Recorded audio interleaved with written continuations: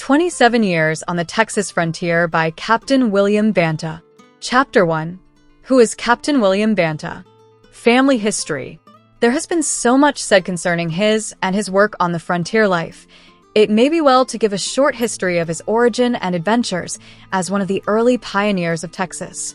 He is a descendant of Egbert Banta, who, with his wife and his 5 sons, emigrated from Amsterdam, Holland, on the ship de Fro, which sailed February 13, 1659, for America.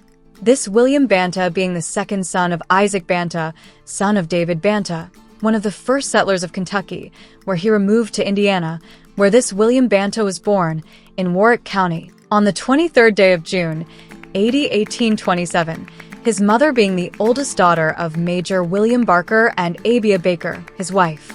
Isaac Banta, with his family, landed at Clarksville, the county seat of Red River County, Texas, December 15, 1839, when it was a frontier county.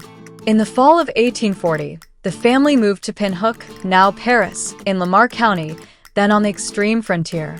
Isaac Banta, father of William Banta, located his head right on Bullard's Creek, 8 miles east of where Bonham is now located.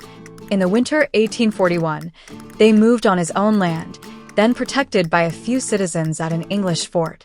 Isaac Banta was the first justice of the peace elected in Fannin County, helped to organize Fannin County, as well as Lamar County. In the fall of 1843, Isaac Banta sold out and moved south to Sulphur, and assisted in the organization of Hunt County, and was elected justice of the peace. Henry Banta was the oldest son of Isaac, and the first assessor and collector of Hunt County. William Banta, second son, who was then in his teens, was one of the guards on duty at the time of the execution of 4 men hung for the murder of some friendly Indians, was also on duty as guard in the D.E. Norton case in Hopkins County, when taken for land swindling, was one of the first scouts sent out to pursue the Indians who had made a raid near Black Cat Thicket on South Sulphur. In 1849, William emigrated to Austin, Texas, at the age of 22 years, where he arrived on the 2nd day of September, 1849. During the fall and winter, he was in several scouts and had a difficulty with the Wilson boys in a grocery, which resulted in William getting twice stabbed and 1 shot. The shot in the shoulder, 1 cut in the left breast, and the other at the lower rib. The Wilson boys were both cut badly, but not mortally.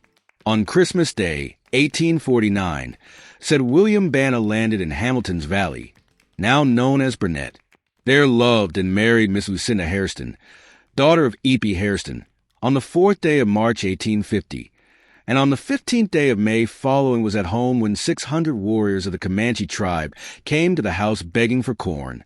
Was present the next day when the same Indians formed 6 columns deep in front of Fort Crojian and demanded provisions, and heard Wildcat tell Major Sibley he could take 30 squaws out of his company and whip his camp. William Banta was the first man married in Burnett County and was the first person baptized in the county. He was in nearly all the Indian fights from 1850 to 1859 and organized and commanded the first company of Minutemen in the county. In the fall of 1859, he moved to Kimball County and there organized the first Minute Company in that county and commanded it under commission from Governor Clark. Was one of 3 men captured by 700 wild Indians and remained a prisoner for 4 days. One of the scouts that killed 7 Indians east of Burnett. One of the scout in a fight with 15 Indians, in which 5 of them were killed. One of the first to volunteer in state service in 1861, and 6 months after was elected first lieutenant of Company A, McCord's regiment, Walker's division. Was one of 7 prisoners who were fired into by a mob of several hundred men, where there were at least 100 shots fired, and the muzzle of the farthest gun was not over 6 feet. He was the one that was shot through both thighs and whose shirt, hair, and beard were burned up with fire from the guns, and was the one that knocked down the lamp-bearer with a canteen of water, letting down his eyebrow over his eye, and capturing his lamp, and putting end to the mob. Of the 7 prisoners, 3 were killed, 2 wounded, and 2 not hit.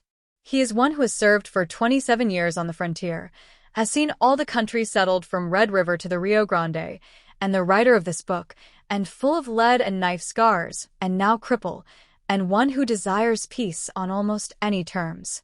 He has raised a large family and is now in financial embarrassments. So you can't help but know something about the writer by this time.